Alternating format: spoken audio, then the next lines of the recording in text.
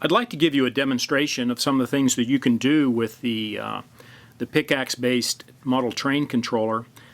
This can be used with any scale model railroad engine as long as it operates on DC. So that would be G scale, HO, N, and so on. This happens to be an N scale trolley that I'm using. It's a little bit easier to see the layout on the camera if I do that.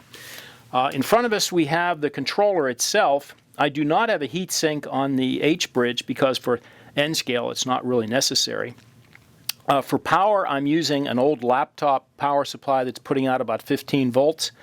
Any reasonably clean, say 12 to 25 volt power supply will work well. And of course the TV remote that we use to control everything. I'll zoom back a little bit and give you a view of the whole layout. And what I'd like to do first is simply hold down the channel up button on the TV remote, and you'll see that the green LED down here begins to get brighter, showing that power is being applied. And I can speed it up and slow it down just using the channel up and channel down buttons. Let's get it going a little faster. Slow down for the curve and bring it around real fast. I can also tell it to reverse. It decelerates, stops, and keeps going in the other direction. Do that again because that's kind of fun. Just a matter of pressing the other direction button. If it's going forward and you push the reverse button, which is volume down, it'll reverse, slows down, reverse, continues on its way. Now, we can be much more sophisticated than that. That's really the simplest thing that you can do. And in order to do that, we're going to use a few of the other buttons on the remote control. First thing I'd like to do, let me slow it down and let's get it going forward. I'm going to pick a low speed. Let's just say that's our low speed. That's pretty slow. I'm going to press the mute button, which is up here in the upper left-hand corner. And what that does is that tells the controller to remember that as our low speed. Now let's go up to a high speed. That's good enough. And what I'd like you to notice now, I'm going to press the return button. The return button on the remote tells it that I want to give it some operating parameters.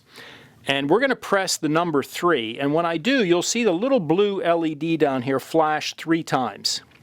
1, 2, 3. That indicates 3 zeros. It means that right now it is not set. It's 0, 0, 0. We're going to enter a 3-digit time. We're going to press the 0 button, and you'll see a little flash. We're going to press the 1, a little longer flash, and now we're going to press the 4. And you'll see the blue LED flash 4 times. What that means is we want the trolley to go forward for 14 seconds, slow down, stop, reverse, and go backwards for 14 seconds. It should be coming up here pretty soon. Slows, reverses, speeds up, 14 seconds each way. Now you remember a while ago we set a minimum speed. Well, it's not going to go to that minimum speed until we press the power button, which is in the upper right hand corner. So what I'm going to do, I'm going to let it start up, I'm going to let it get around this turn, and I push that button and immediately it goes to the low speed. Now the interesting thing is that it remembers that low speed. So that if you're doing a point-to-point, for example, you can tell it to slow down just before it gets to the end of the track. And if you have diodes in there, there it goes slowing down again. And it'll slow equally in each of the 2 directions. That gives you an idea of what you can do with the controller. And really, you're only limited by your imagination. There's quite a bit of program space in the PICAXE and a lot of options that can be changed.